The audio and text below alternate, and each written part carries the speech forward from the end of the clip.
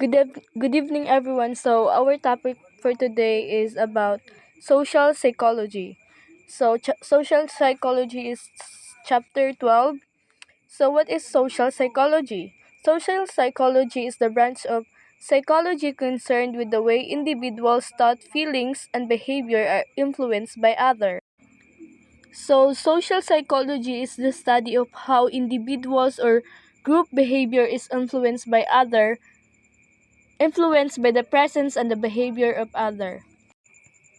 So, ang importance of social psychology in understanding human behavior can enrich your understanding of yourself and your world. You can gain a greater appreciation of for how social relationship influence individual for functioning. According to many psychologists, if you are interacting with one or more people, you are in a group. When members of groups are aware of each other, they take one another into account, and that the relationship has continuity involving the past or an anticipated future interaction occur. So, if makig-interact ka sa one or more people, natawag na siya nga, you are in a group. Kung ang members sa group aware sila sa usag-usa, they gave consideration og diraa ang usa ka relationship magkakuan og continuity. So, when we say continuity, mas magpadayon pa ang relationship or continuousness sa relationship sa usa ka group. Embracing the past or expected future, diri na dayon mahitabo ang reciprocal action or interaction occur. Social thinking. Cognition involves the mental processes associated with how people perceive and react to others. Dissonance is the conflict that arises when a person holds two or more attitudes that are inconsistent. So, ang social thinking is the process by which we interpret the thoughts, feelings, or emotions, belief, intention, and knowledge and actions of another person. Ang social cognition nag-involves all things that human mind can do naturally. Common mental processes include memory, emotion, perceptions, imagination, thinking, and reasoning. Cognitive dissonance, the state of having inconsistent thoughts, belief, or attitude. Dissonant is the discomfort a person feel when their behavior does not align with their values or beliefs.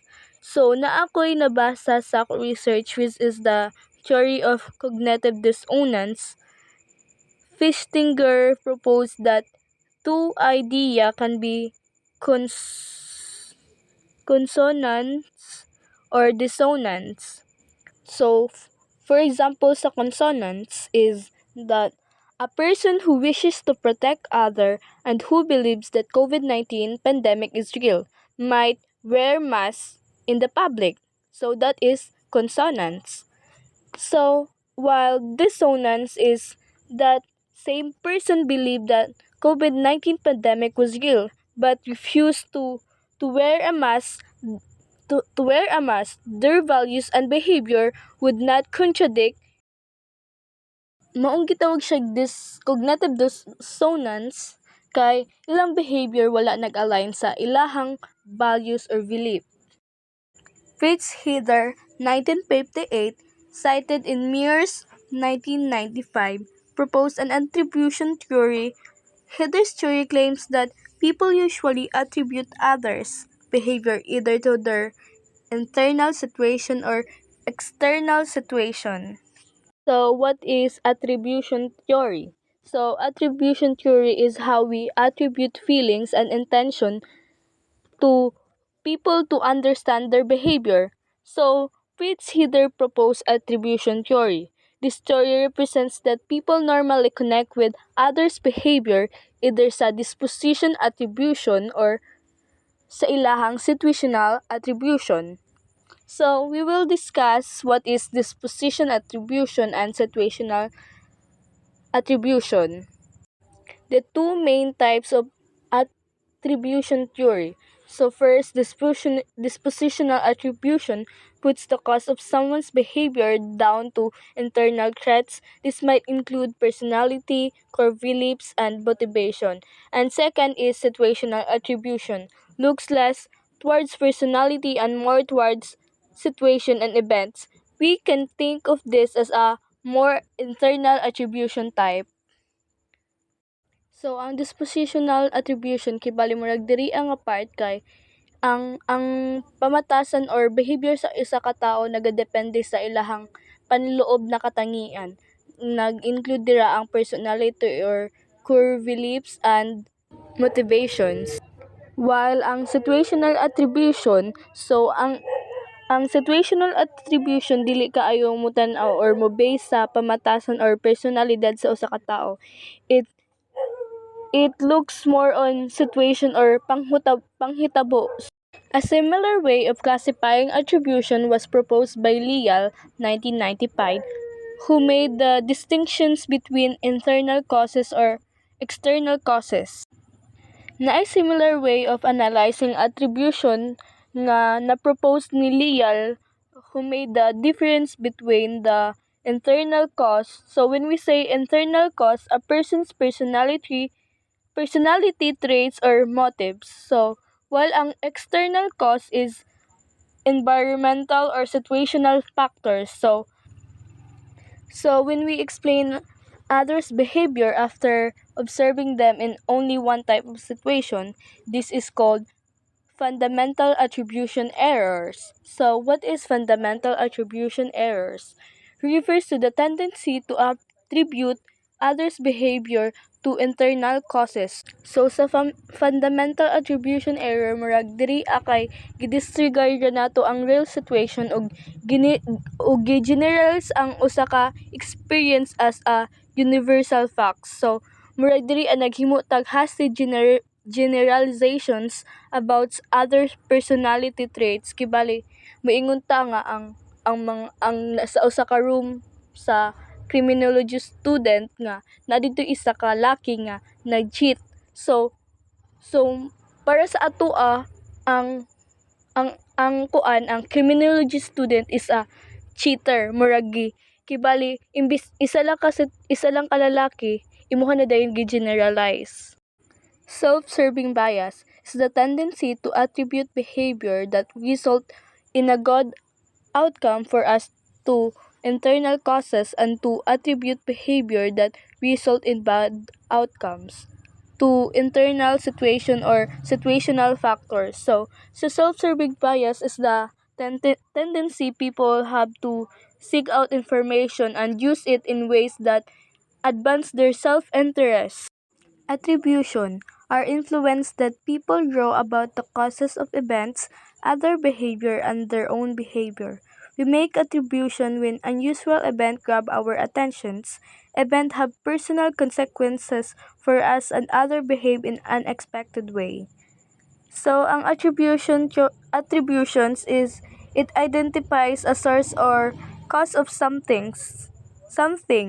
Example, if makakuha tag gamay nga grade sa quiz, gina-blame dayon nato ang teacher nga mali iyahang questionnaire or wala na explain ang og tarong ang iyahang questionnaire where in fact wala ra jud ta nag-study.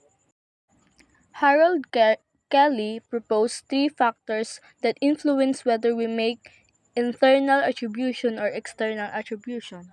We make attribution through consensus. So when we say consensus, which someone's behavior is similar to others' behavior, while distinctiveness is which the person is responding in a unique way in this situation but would respond differently in other situation, while consistency is the person respond in the same way to the most occasion or situation. Attitude are beliefs and opinions that can predispose individual to behave in a certain way, according to Leal 1995, while Mears says that attitude they are beliefs and feelings that can predispose our reactions to object and people and event. So What is attitude? Attitude refers to an expression of the way we feel, while behavior is the way that some act. So, according to Lial, or based on his statement, it means that attitude are beliefs and opinions that can influence individual to behave or act in a specific way. Attitude can shape how people approach things based on their belief and opinions, while mere statement means that attitude and be- attitude are beliefs and feelings that can influence individual to behave or act in a specific way. Attitude can shape how people approach things based on their beliefs and feelings. Social psychologists have defined three components of attitude, which is the cognitive component, affective component, and behavioral component. So, what is cognitive component? Includes the belief and ideas held about the object. So when we say cognitive component, it is the way in which people think about and interpret their attitudes. Belief and ideas form an integral part of cognitive component, shaping our individuals perceive, remember, and make decisions about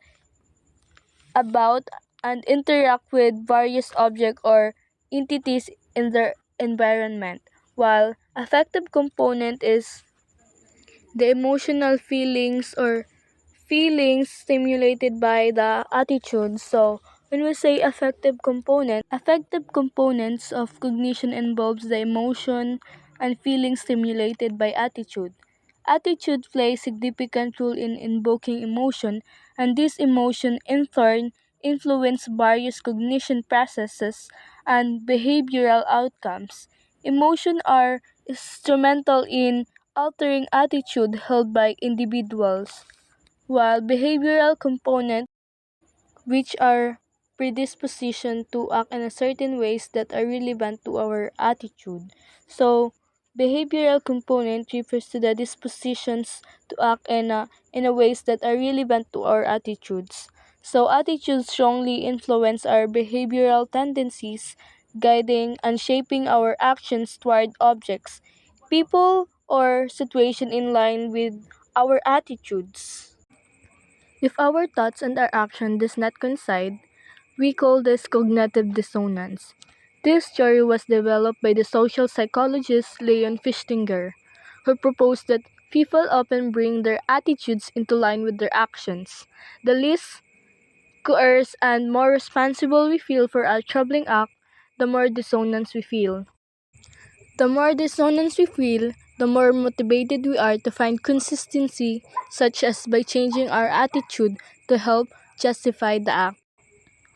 So kung ang atong thoughts ug ang action wala nagkatugma, matawag nga cognitive dissonance. So example, you want to be healthy but you don't exercise regularly or eat a nutritious diet.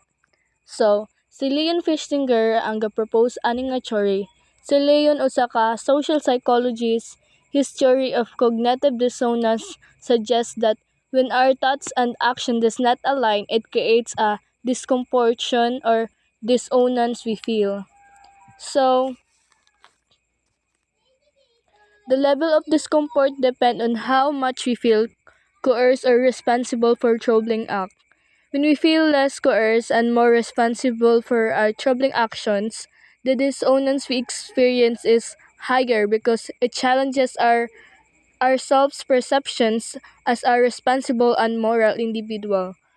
To reduce this discomfort, we might change our attitude or beliefs to align them with the actions taken.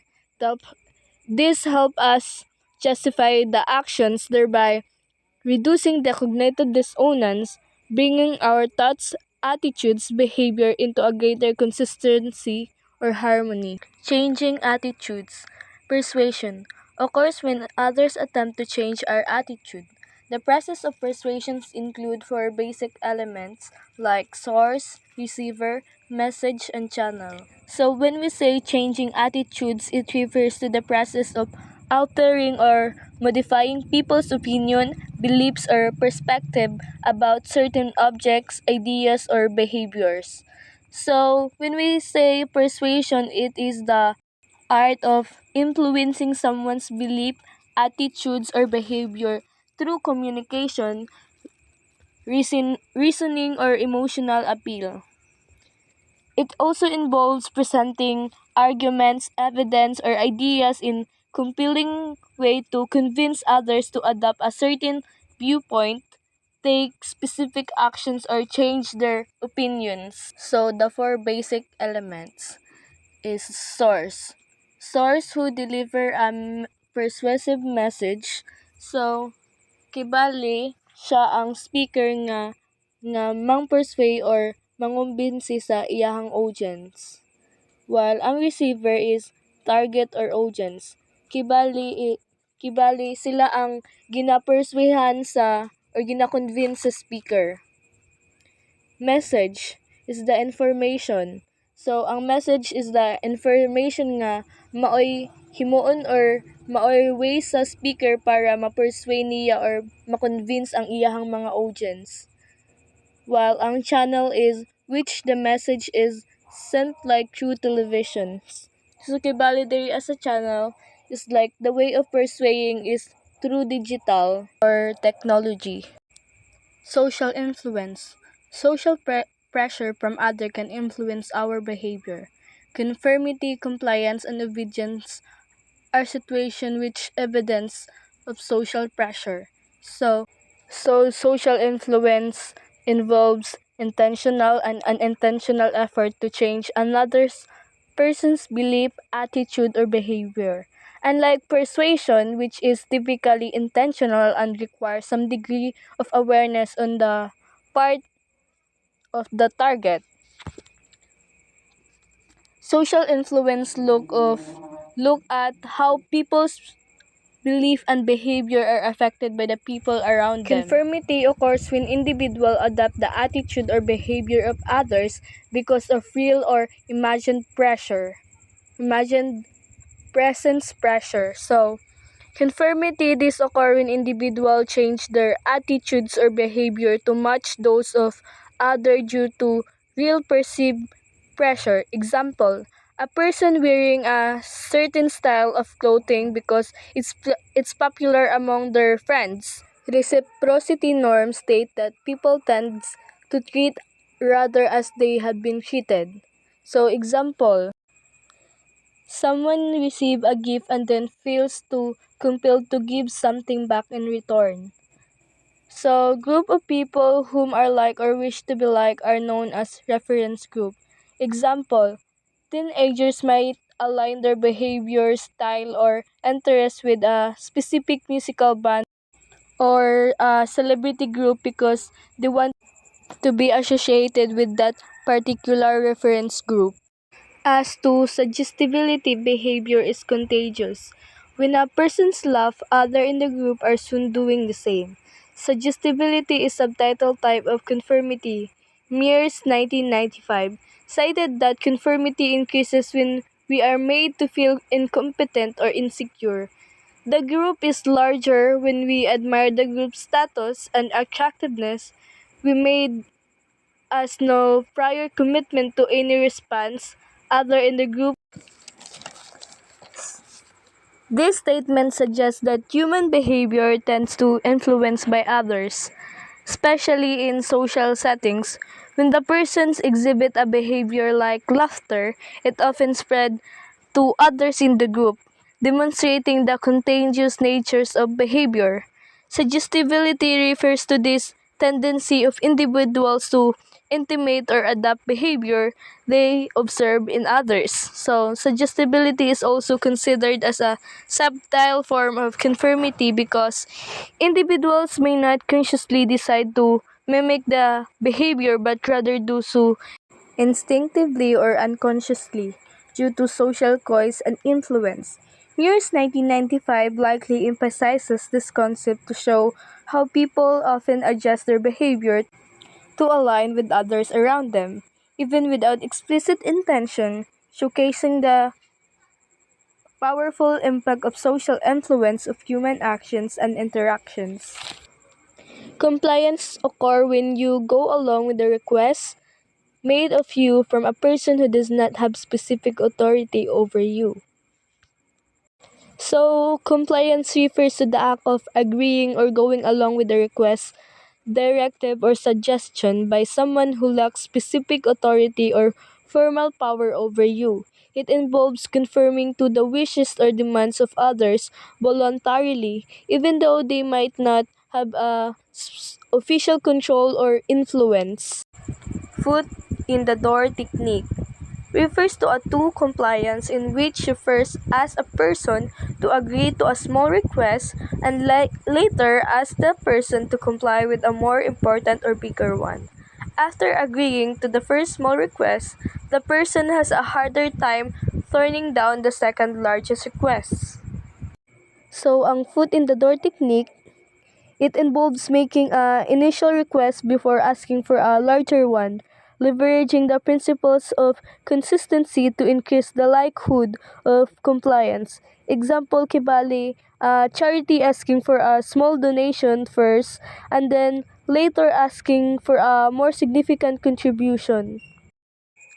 Door in the face technique is a two-step strategy that occurs by first making a request that is so large that is certain to be denied, and then making a smaller, more reasonable request that is likely to be complied with.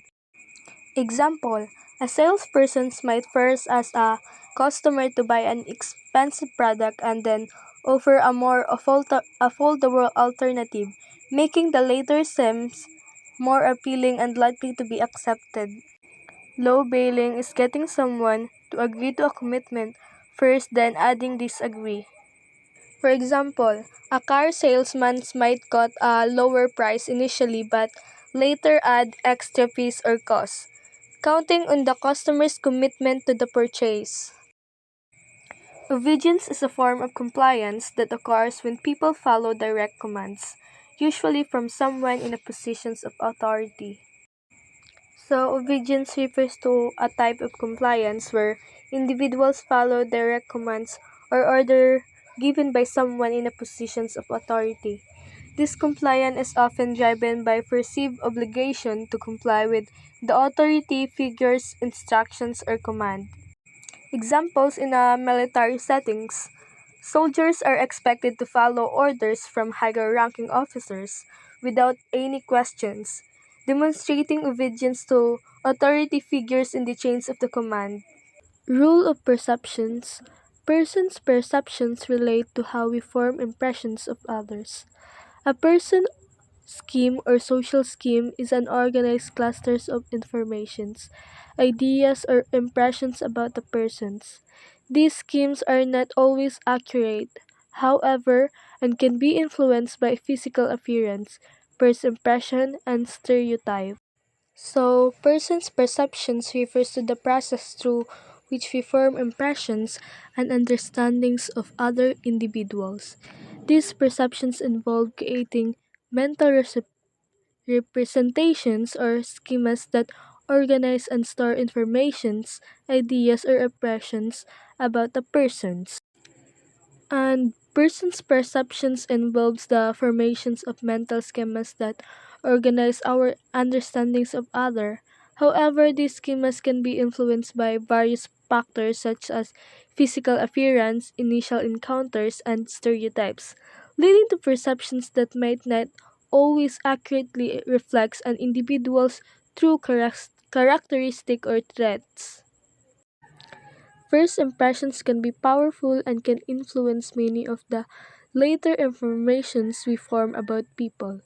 The primary effect is the tendency for early informations or first impressions to be considered more important than later informations about a persons when forming impressions. By relying on our first impressions, we do not pay close attention to later informations, and our first impressions become a framework through which later informations are formed. So, the primary effect refers to the psychological tendency for the initial informations or first impressions we receive about the person to hold or more weight or importance compared to later informations when forming our overall impressions. Here's how the primary effect works in influencing our impressions. Power of first impressions. When we meet someone for the first time, the information we gather in those initial moments strongly influence our perceptions of that individuals. This could based on their appearance, behavior, or the first time few interactions we have with them. Continued influence of first impressions. As we interact more with the persons, the primary effect can lead us to really heavily or initial impressions as a framework for interpreting subsequent information. In other words, our first impressions become a lens through which we filter and interpret later informations about that person. Limited attention to later information due to the influence of the primary effect, we might not pay as much attention to or give as much importance to later informations that contradict our initial impressions. Our minds tend to emphasize and prioritize the information received, first leading us to maintain and reinforce our initial judgments. Example in classroom dynamics. If a teacher forms a positive or negative impressions of a student based on their early behavior in the classroom, subsequent behavior might be interpreted through the lens of the initial impressions, affecting the teacher's perceptions of the student's abilities or attitudes. Stereotypes are broad overgeneralizations and widely held beliefs about a way of a group think and act. Stereotypes can be positive and negative according to Leal 1995. The most common stereotype in society is based on sex, ethnic, including occupational groups. Prejudice is a negative attitude toward a group of people that is made without sufficient evidence and it is not easily changed. Prejudice include the preconceived, hostile, and irrational feelings. Discriminations involves actions against a person or group of people based on race, ethnicity, class, sex, etc. Discrimination is usually based on prejudice. So, stereotypes are generalized beliefs or perceptions about the characteristics or behavior or traits that are attributed to a particular group of people. They can indeed encompass both positive and negative traits and are often widely held within a society or culture. So, positive stereotypes, these are beliefs or assumptions that ascribe favorable qualities to a specific group. For examples, the stereotype that Asians are highly intelligent or excel in academic fields. So while negative stereotypes, this is conversely negative stereotypes involve attributing unfavorable traits or characteristic to a particular group. Example, the stereotype that all teenagers are rebellious and irresponsible. So these stereotypes, whether positive or negative, are often formed based on limited or superficial observations, cultural influence, historical narratives, or media portrayals.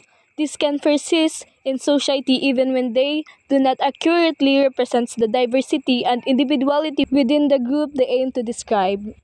So it is important to note that while positive stereotypes might seem harmless, they can still lead to oversimplified perceptions that limit individuals within that group to a set of determined threats.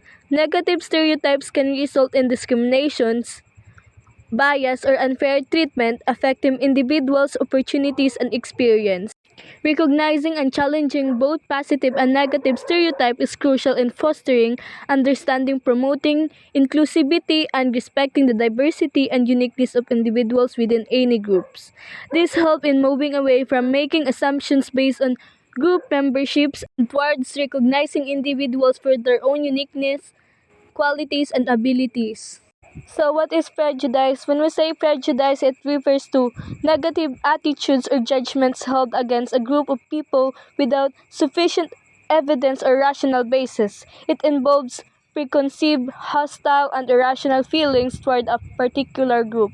So example, someone might hold prejudice against a certain religious group, assuming they are all extremists or intolerant without knowing or understanding individuals within that group. So when we say discrimination, it involves the actions or behavior that lead to unequal treatment or unfair actions against individuals or group based on factors such as race, ethnicity, gender, or other characteristics. Discriminations often stem for prejudiced beliefs. So example, refusing to hire someone based on their ethnic backgrounds or denying service to someone because of their sexual orientations are instances of discrimination. So these three concepts are interconnected. Stereotypes often contribute to formations of prejudice, and prejudice can lead to discriminatory actions against individuals or groups. For instance, if someone holds a negative stereotype about a certain ethnicity, it might fuel their prejudiced belief, which in turn could lead them to discriminate against individuals belonging to that ethnicity. So let us remember that it is important to recognize and challenge stereotype, address prejudiced attitudes, and actively work against discriminatory behavior to promote fairness, equality, and understanding among diverse groups in society. The scapegoat theory of stereotypes supposes that people who are frustrated and unhappy about something will choose a relatively powerless group to take the blame for a situation that is not their fault. The social identity theory proposed that we favor the groups to which we belong in order to enhance our self-esteem. The cognitive approach to stereotypes suppose that the tendency to divide people into social groups is a normal cognitive process. So these three theories shed light on different aspects of how stereotypes operate within social context. So scapegoat theory. So this theory suggests that individuals who are frustrated, unhappy, or facing difficulties may direct their negative feelings or blame towards a less powerful or marginalized group in society. By doing so, this attribute their problems or frustrations to targeted groups even if that group is not responsible for the issue. Example, during economic downturns, a dominant group might blame immigrants for job losses or economic hardship, even though these issues are often by larger systematic factors. Social identity theory. This theory highlights the tendency for individuals to favor and identify with groups they belong to as a way to enhance their self-esteem. People often derive part of their self-worth from their group membership and may view their own group as a superior to others. For example, sports fans passionately supporting their home team and feeling a sense of pride or accomplishment when their team wins, contributing to their own self esteem through group affiliation. So, cognitive approach to stereotypes. This approach posits that categorizing people into social groups is a natural cognitive process. Our brains tend to simplify and categorize information to make sense of social world. However, these categorizations can lead to oversimplifications and biases. For example, automatically assuming that someone professions or ethnicity possesses specific characteristic or traits without individualized evidence is a result of this cognitive categorizations process. These stories collectively illustrate how stereotypes can form, perpetuated, or utilized within social settings.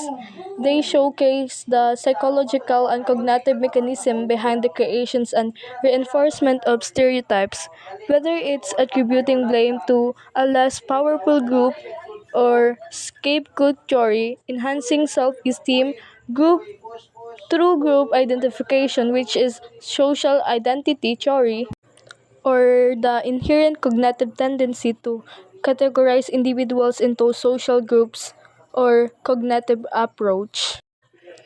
Group processes rule is a set of behavioral expectations for people of particular social positions.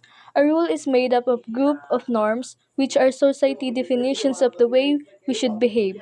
Norms govern every aspect of our behavior in society, depending on which particular society we live in, according to Papalia and Olds, 1995. So, group processes and rules are significant aspect of social interactions, and they are influenced by norms that dictate behavioral expectations within a society. So, rule in a group processes. A rule refers to a set of behavioral expectations or obligations that society assign to individuals based on their particular positions or statuses. These rules define how individuals should behave and what responsibility or functions they should fulfill within a given context or settings. Example, in family setting, the role of a parent typically include responsibility such as providing guidance and support to their children, while the role of child involves respecting parental authority and learning from their guidance. And norms and behavioral expectations. Norms are society standards or guidelines that define how individuals should behave in a various situations. They govern every aspect of behavior within a society, including social interactions, expectations, value, and attitudes. For example, for example, in many cultures, there are norms dictating appropriate behavior during mealtime, such as using utensils rather than hands, maintaining certain table manners, or refraining from speaking. So these norms vary across societies and culture, shaping the behavior and interactions of individuals within those societies. For instance, or for example, societal norms in one culture regarding appropriate dress might be different from those another culture, influencing how individuals dress and present themselves. Rules and norms work together to create a framework within which individual functions in society. Adherence to these rules and norms help maintain social order and cohesion by providing a shared understanding or acceptable behavior within a given social context. Rules guide individuals in their actions and interactions, while norms set the boundaries and expectation for their behavior in a particular situation. Norman Triplett, 1898, opened that the presence of other boosts performance, cited in Muir's 1995. This stronger performance in the presence of other is called social facilitation. So, social facilitation is a psychological phenomenon where the presence of other influence an individual's performance, leading to improve or enhance performance on simple or well-practiced tasks and potentially decrease performance on complex or unfamiliar tasks. So, social facilitation describe the tendency for individuals to perform better on tasks they are skilled or familiar with in the presence of others. This effect attributed to increased arousal or motivations. However, for complex or challenging tasks, this phenomenon can lead to a social inhibitations resulting in decreased performance due to heightened pressures or anxiety caused by the presence of an audience of others. Robert Zahon, 1965, demonstrated that the presence of other persons is enough to change one's performance. He proposed that we become aroused and energized when another person is around, and when we are aroused, we are more likely to produce a dominant response. So Robert Hazun's theory of social facilitations focuses on the impact of the presence of others on the individual's performance. He proposed that the mere presence of other individual can lead to increased arousal or alertness, which in turn influence an individual's performance. Hazun's theory is based on the concept of dominant response. So, dominant response is, according to Zahons, when individuals are in the presence of others, their level of arousals or psychological activations increases. This heightened arousal amplifies of individuals producing the dominant or more likely response to a particular task or situations. So, effect on performance. So, for tasks or activities that an individual or skilled at or familiar with, the dominant response is usually the correct or proficient response, leading to enhanced performance. This is known as the facilitation's effect. Examples of social facilitation and dominant response. A professional musicians might perform exceptionally well in a concert with an audience presence. The increased arousal caused by the audience presence heighten their energy and motivation, leading to a more fluent and impressive performance as their dominant response align with their well practiced skills. However, for tasks are complex or challenging, where individuals might not be proficient, the dominant response might not be the correct or desired one in such causes. Examples of social inhibitations and dominant response. An individual might feel more pressures or anxiety when solving a difficult math problem in a room full of people. The heightened arousal can lead the dominant response being incorrect due to the nervousness or distractions resulting in poorer performance. Hazen's theory highlights the role of arousal in social settings, indicating that the presence of others can influence an individual's levels of arousal, which in turn affect their performance by amplifying the dominant response for a given task. Social loafing is a reduction in effort by individuals when they work by themselves. So, social loafing refers to the phenomenon where individuals exert less effort or contribution when they are part of group compared to when they are work individually. In a group settings, some individuals tend to put less effort or involvement in a collective task, assuming that their personal contributions won't be as noticeable or crucial within the larger group. Several factors contribute to social loafing. Diffusions of responsibility. When we say diffusions of responsibility, it is when in a group, individuals may feel less uncountable for the overall outcomes because the responsibility. Several factors contribute to social loafing is these fusions of responsibility. In a These fusions of responsibility in a group, individuals may feel less accountable for the overall outcomes because of responsibility is spread across multiple members. This fusion's responsibility can lead to decrease in individual effort. And the second one is reduce evaluations apprehensions. When working alone, individuals might feel more observed or evaluated, which can motivate them to put in greater effort. In a group, however, the feelings of being closely observed diminishes, leading to a reduction in personal effort. Third is free riding or social comparisons. Some individuals may perceive that their contributions won't significantly affect groups' overall performance. This belief that can lead free riding where individuals rely on others to carry that workload, especially if they believe others are also contributing less. And the last one is task perceptions and motivations. The perceptions that a task is too easy or lack importance contribute to a social looping. If individuals don't find the task meaningful, they might feel invest less effort. So, for example, in a group project, some members might contribute less to collective work compared to what they might have done if they were working on their own. Risky ship is the term used to describe the facts that groups often arrive at easier decisions than individuals do. The individuation is the loss of identity as a result of being part of a large group. The individuations often occurs when the group participations make people feel aroused.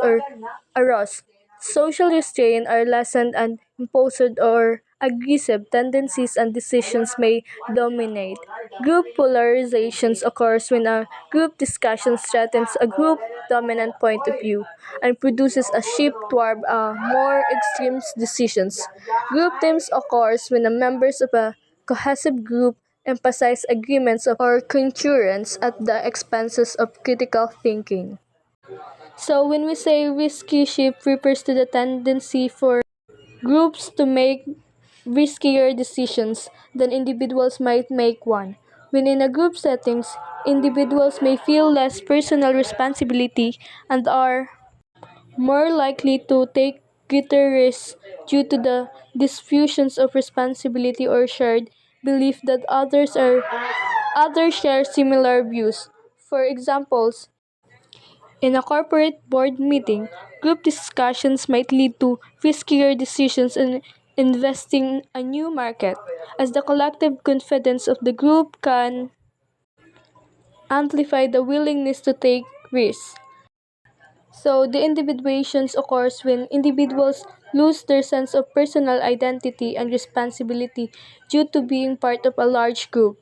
In such situations, social restraint are lessened and individuals may engage in impulsive or aggressive behaviors that might not otherwise display when alone. Example, during a protest or riot, individuals might engage in destructive behavior that they wouldn't do individually due to the anonymity and reduced personal accountability in a large group settings. Group polarizations happen when group discussions or interactions threaten the group's prevailing opinions or attitudes, leading to shift toward a more extreme decisions. This phenomenon occurs as individuals in the group reinforce each other's views, resulting in a more extreme stance than what any individual's member initially held. For example, in a political debate, among like-minded individuals, after discussing their shared beliefs, the group tends to adopt an even more extreme stances or certain issue that any single any single member initially had, while groupthink occurs when initially had, while groupthink occur when members of a cohesive group prioritize unanimity and agreement over critical or exploring alternative viewpoint. This can lead to poor decision making as dissenting opinions or critical evaluations are suppressed in favor of maintaining group harmony. For example, in a corporate environment, a team might suppress concerns about a risky project to maintain a sense of unity and avoid conflict, resulting in an overlooked flow that lead to a project failure. These phenomena demonstrate how group dynamics can influence decision making and behavior, sometimes leading to either riskier decision, extreme viewpoint, loss of personal accountability, or compromised critical thinking within a cohesive group setting. So that's all for my discussions. Thank you and stay safe.